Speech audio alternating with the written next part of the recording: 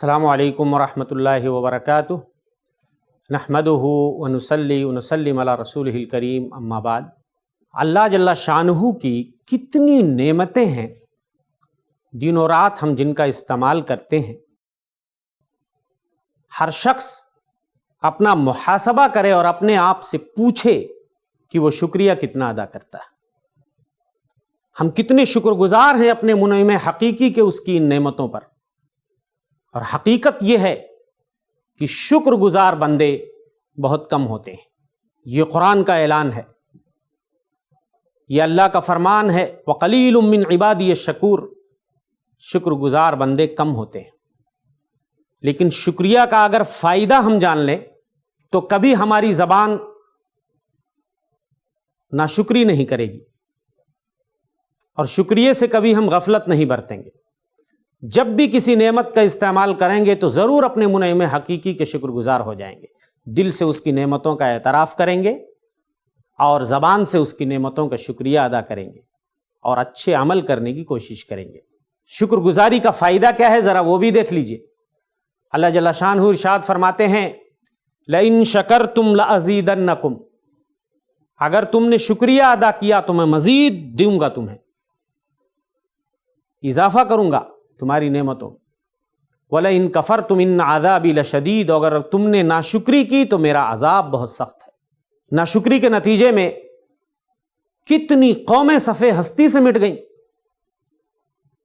کچھ لوگ ناشکری کو بہت ہلکے میں لیتے ہیں، بہت آسان اس کو سمجھتے ہیں، جبکہ معاملہ بہت سنگین ہے۔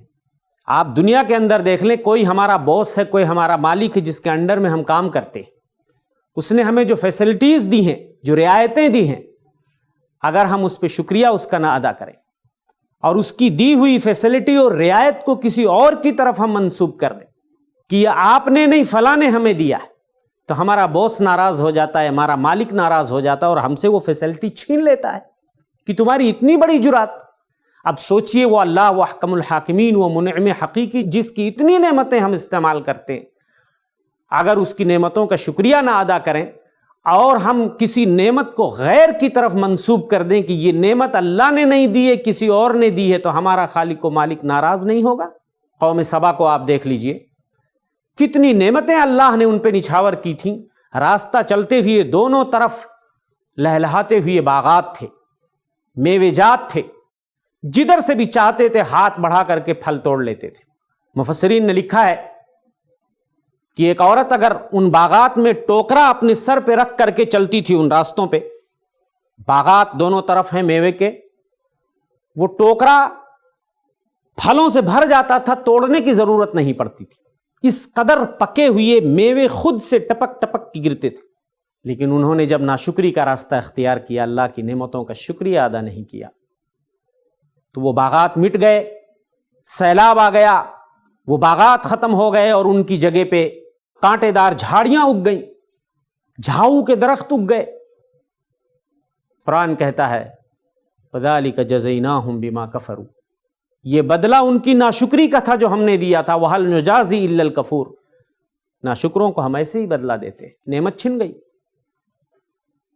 صلح حدیبیہ کے اندر اللہ کے رسول صلی اللہ علیہ وسلم نے صبح کی نماز پڑھائی، بارش ہوئی تھی، آپ نے سلام پھیرنے کے بعد کہا اصبح من عبادی مؤمن و کافر۔ آج کچھ بندے حالت ایمان میں انہوں نے صبح کی اور کچھ بندوں نے حالت کفر میں صبح کیا۔ اور بعض روایتوں میں کہ اللہ کے رسول صلی اللہ علیہ وسلم نے فرمایا اصبح من عبادی شاکر و منہم کافر، میرے بندوں میں سے کچھ آج شکر گزار ہو گئے اور کچھ ناشکرے ہو گئے، یہ مطلب تھا۔ اب جس نے کہا ہذہ رحمت اللہ، یہ بارش جو برسی ہے یہ اللہ کی رحمت ہے، وہ شکر گزار ہو گیا۔ اور جس نے کہا مطرنا بنوء کذا و کذا، فلاں فلاں نچھتر سے ہمارے اوپر بارش ہوئی ہے، ستاروں نے بارش برسائی ہے، وہ ستاروں پہ ایمان لانے والا ہو گیا، میرا انکار یا میری ناشکری کرنے والا ہو گیا۔ اب سوچئے بارش کتنی بڑی رحمت ہے اللہ کی طرف سے، بارش برستی ہے، کس قدر موسم خوشگوار ہو جاتا ہے، سبزے لہلہانے لگتے ہیں، یہ اللہ کا فضل ہوتا ہے۔ تو اگر اس نعمت کو کوئی دوسرے کی طرف منسوب کر دے کہ یہ نعمت اللہ نے نہیں دی ہے، تو کیا اللہ جل شانہ ناراض نہیں ہوں گے؟ تو ناشکری یہ بہت ہی خطرناک جرم ہے، اور اس کے نتیجے میں نہ جانے کتنی قومیں ہلاک و برباد ہو گئی ہیں، اور کتنے مسلمان آج اللہ کی نعمتوں کو استعمال کرتے ہیں لیکن صحیح معنوں میں شکریہ ادا نہیں کرتے ہیں۔ اللہ سے دعا ہے کہ مولا ہمیں صحیح معنوں میں اپنا شکر گزار بندہ بنا دے، اور ناشکری سے ہمیں دامن بچانے کی توفیق بخشے، آمین۔ وما توفیق الا باللہ، وصلی اللہ علی نبینا محمد۔ ایسے ہی اور ویڈیوز بنانے میں ہماری مدد کریں۔